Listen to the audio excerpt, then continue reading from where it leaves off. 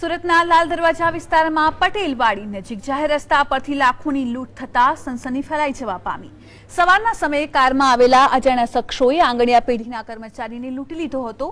તેમજ જયંતીલાલ અંબાલાલ ચોકસીની આંગણિયા પેઢીમાં delivery man તરીકે કામ કરતો બ્રિજેશ પટેલ નામનો યુવક સવારે 8 વાગે બોમ્બે અને ભાવનગરથી આવેલા હીરાના પાર્સલ લઈને ડિલિવરી માટે જતો હતો। ત્યારે ગ્રે કલરની ઇકો કારમાં આવેલા શખ્સોએ તેની મોપેડની આંતરીને તલવાર અને છરો બતાવી હીરાનું પાર્સલ છીનવી લીધું।